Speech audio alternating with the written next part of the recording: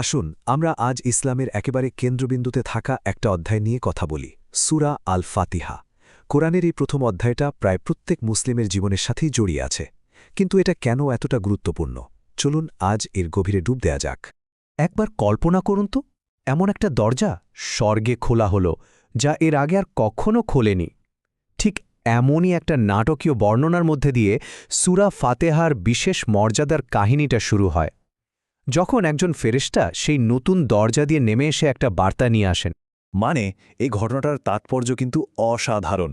শুরুতে এটা বুঝিয়ে দিচ্ছে যে এই অধ্যায়টার মর্যাদা কতটা অনন্য আর স্বর্গীয়।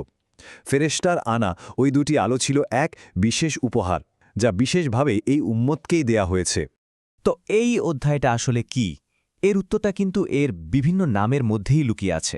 এই নামগুলোই এর বহুবিধ উদ্দেশ্যকে তুলে ধরে। চলুন তো দেখি এই নামগুলো আমাদের কি বলে।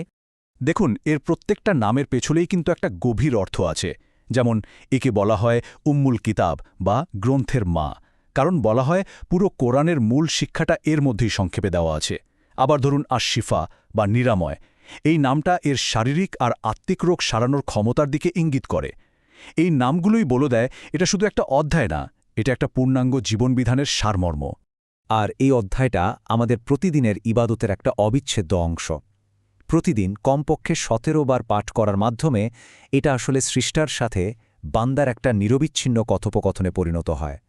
আর ঠিক এই কারণেই এর অর্থটা বোঝা আমাদের জন্য এত জরুরি। আচ্ছা, এবার চলুন সূরাটার গঠনটা একটু ভেঙে দেখি। এর প্রথম ৩টি আয়াত পুরোপুরি আল্লাহর প্রশংসার জন্য রাখা হয়েছে। সূরাটা শুরুই হচ্ছে এই কথাগুলো দিয়ে, যা আল্লাহর মূল পরিচয়টা তুলে ধরে। তিনি শুধু আমাদের রব নন, বরং রাব্বুল আলামিন, সমস্ত বিশ্বের প্রতিপালক। তিনি আর রাহানের রহিম, পরম করুণাময়, অতি দয়ালু, আর তিনি বিচার দিনের একমাত্র মালিক।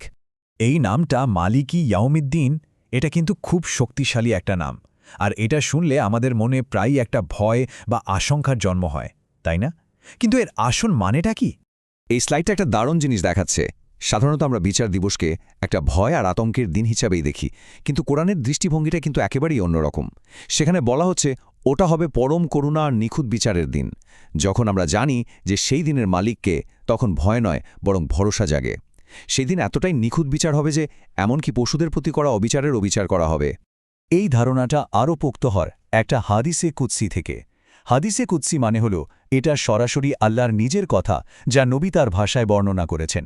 আর সেই বাণীতে আল্লাহ বলছেন, আমার করুণা আমার ক্রোধের উপর বিজয়ী। এটা আমাদের মনে করিয়ে দেয় যে করুণাই হল আল্লাহর প্রধান গুণ। হ্যাঁ, বিচার হবে, কিন্তু সেই বিচারকেও ছাপিয়ে যাবে তার অসীম দয়া। এখন আমরা চলে এসেছি সূরার একেবারে কেন্দ্রবিন্দুতে, ৪ নম্বর আয়াতে। এই আয়াতটা আল্লাহর প্রশংসা আর তার কাছে প্রার্থনার মধ্যে একটা সেতুর মতো কাজ করে। এই আয়াতটা হল স্রষ্টা আর সৃষ্টির সম্পর্কের একেবারে মূল ভিত্তি। এটা একটা সুস্পষ্ট ঘোষণা যে উপাসনা হবে একমাত্র তারই, আর সাহায্যও চাইতে হবে একমাত্র তারই কাছে।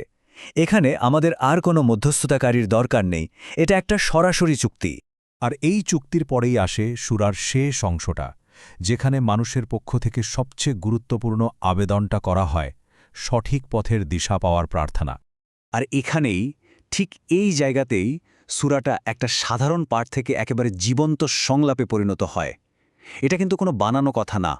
একটা সহিহ হাদিস আমাদের এটাই জানাচ্ছে যে বান্দা যখন এই আয়াতগুলো পাঠ করে, তখন আল্লাহ প্রতিটি আয়াতের জবাবে কথা বলেন। ভাবা যায়, এটা তখন আর একতরফা আবৃত্তি থাকে না, এটা হয়ে ওঠে একটা জীবন্ত সংলাপ। এই টেবিলটার দিকে একবার তাকান, কি অবিশ্বাস্য একটা কথোপকথন, তাই না? যখন আমরা নামাজে দাঁড়াই, তখন ঠিক এটাই ঘটে। আল্লাহ উত্তর দিচ্ছেন, আমার বান্দা আমার প্রশংসা করেছে, আমার বান্দা আমার গুণগান করেছে, আর প্রার্থনার জবাবে বলছেন, আমার বান্দা যা চেয়েছে তা পাবে। আচ্ছা, এই উত্তরগুলো জানার পর আমাদের নামাজ কি আর আগের মতো থাকতে পারে? আচ্ছা, আধ্যাত্মিক দিক তো গেল, এবার একটু বাস্তব জগতে আসি। চলুন দেখি আল ফাতেহা কিভাবে একটা নিরাময়ের উৎস হিসেবে কাজ করে। একটা সফরে কি হয়েছিল জানেন? নবীর সঙ্গীরা একটা গোত্রের কাছে আশ্রয় চাইলেন, কিন্তু তারা রাজি হল না। ঠিক এর পরপরই সেই গোত্রের নেতাকে এক বিষাক্ত সাপে কামড়াল। যখন কিছুতেই কোনো কাজও ছিল না, তখন একজন সাহাবী এগিয়ে গিয়ে কেবল সূরা ফাতিহা পাঠ করে ফু দিলেন, আর অবিশ্বাস্যভাবে সেই নেতা পুরোপুরি সুস্থ হয়ে উঠলেন। এই ঘটনাটা প্রমাণ করে এই সূরা শুধু আত্মার নয়, দেহেরও নিরাময়কারী। এটা শুধু ওই একবারের ঘটনায় নয়, যুগ যুগ ধরে অগণিত মানুষ এর থেকে নিরাময় পেয়েছে। যেমন বিখ্যাত আলেম ইবনুল কাইয়াম তার ব্যক্তিগত অভিজ্ঞতার কথা বলতে গিয়ে বলেন, তিনি মক্কায় অসুস্থ থাকার সময় চিকিৎসার জন্য তেমন কিছুই পাচ্ছিলেন না। তখন তিনি জমজমের পানির সাথে সূরা ফাতিহা পাঠ করে নিজের উপর ফু দিতেন এবং অবিশ্বাস্য নিরাময় অনুভব করতেন। তার ভাষায় ব্যথাটা যেন একটা ছোট পাথর হয়ে খসে পড়ল। তো সব মিলিয়ে আমরা কি বুঝলাম? সূরা ফাতিহা শুধু একটা প্রার্থনা না, এটা একটা কমপ্লিট স্পিরিচুয়াল কম্পাস। এটা আমাদের জীবনের সবচেয়ে মৌলিক প্রশ্নগুলোর উত্তর দেয়। আমাদের স্রষ্টাকে, আমাদের জীবনের উদ্দেশ্য কি, আর আমরা কিভাবে সেই উদ্দেশ্যের দিকে এগিয়ে যাব। শেষ করার আগে এই প্রশ্নটা সবার জন্য একটু ভাবার। আমরা প্রতিদিন যে সূরাটি পাঠ করি তা যদি সত্যি আল্লাহর সাথে এক জীবন্ত কথোপকথন হয়, তাহলে আমরা যখন মন দিয়ে এটা শুনতে শুরু করব, আমাদের জীবনে ঠিক কী কী পরিবর্তন আসতে পারে।